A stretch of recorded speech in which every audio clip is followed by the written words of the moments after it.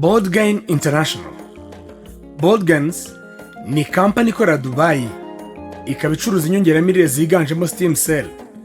Ifite ubushobozi bwo kuvura kanseri kuko ikora uturemangingo dushya tw'umubiri cyangwa se selule. Ifite kandi produits zitandukanye zose z'ingirakamaro zikorerwa mu Busuwisi. Iyi kampani iyobowe ku rwego rw'isi na Madame Isabella Habiba, inararibonye mu bucuruzi bwifashisha ikoranabuhanga. Ikaba yaratangije ku mugaragaro ku itariki ya 1 Kamena 2021 mu mujyi wa Dubai. Ubucuruzi buri muri Boldgain bukaba bushingiye kuri produit icuruza, kandi uyigana wese ikimugenza cy'ibanze no kugura izi produits z'akataraboneka ku buzima bw'umuntu. Ikaba ari nayo mpamvu amafaranga yose utanze muri Boldgain angana na produit uhabwa, kandi nta kindi usaba kugira ngo uzakire kuko ayo wishyura kubiyemo umusoro ndetse na shipping. Boldgain ifite amapaki atandukanye harimo Discovery, Silver, Gold, Sapphire, Emerald ndetse na Diamond. Kuri buri paki uguze iguhesha inyungu ku buryo butandukanye, ariko twafata ingero ebyiri gusa, aho twakwifashisha Diamond ndetse na Discovery. Igihe ufite ipaki ya Diamond ukarangira undi muntu ibyiza bya product zikubiye muri Diamond, iyo ayiguze kampani zirikana ko iyo utahaba bitari kumenyekana, ikaguhemba nk'aho yagahembye ikinyamakuru cyari kuyamamaza. Ni muri urwo rwego uhembwa ibihumbi 800, kampani ikakubikira ibihumbi 80, ugatahana ibihumbi 720. Nugira abantu babiri baguze iyo paki ya Diamond, kampani zaguha ikindi gihembo cy'impare zombi cyangwa icyo twita binary muri network marketing y'ibihumbi 376. Kampani kubikira ibihumbi 37600, utahane igihembo cy'ibihumbi 338,400.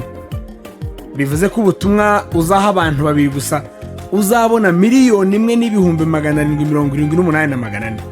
Igihe uzaba ufite ipaki ya Discovery ukazana wa Diamond, kampani zaguhemba ibihumbi 40, ikubikira ibihumbi 536. Ariko izirikane ko wakoze akazi gakomeye, iguha amanota 150 yo kuzamura konti yawe cyangwa se icyo bita upgrade.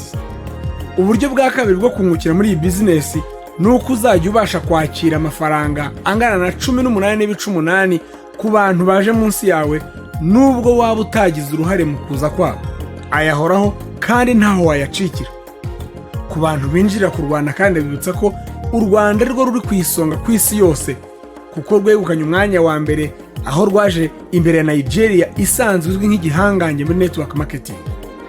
Ibi kandi bituruka ku kuba u Rwanda rwarinjije ibihugu byinshi muri iyi business, kugeza ubu rukaba rufite amashami menshi arimo Congo Kinshasa, Goma, Burundi, Tanzania, Egypt, Malawi, South Sudan, Zambia, Botswana, Mozambique, Swaziland ndetse n'ibindi bikirimo kuza.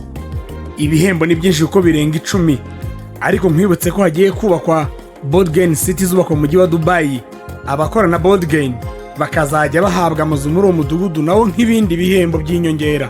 Kuva ku wa 25 Nyakanga kugera ku itariki ya 1 Kanama, itsinda ry'Abanyarwanda bagera kuri 32 bakaba bari Dubai kugira ngo barusheho kwiga neza imikorere ya business kandi bigereye ku cyicaro gikuru, bityo bagarukana inkuru mpamo kuri iyi business. Iminsi bamaze barishimye bidasanzwe, ndetse babona ko igihugu business iri gukoreramo gifite umurongo, bityo barushaho kwigirira icyizere. Muri uruzinduko bagize kandi umwanya wo kwitabira umunsi wo kumurika produits za Boldgain icyiciro cya mbere. Waba nawe ufite inzu zo gutera imbere? Ntuzuyaze kuza ngo dusangire ubutunzi butagira akagero buboneka muri Boldgain International. Boldgain Health and Wealth. Be bold, gain power.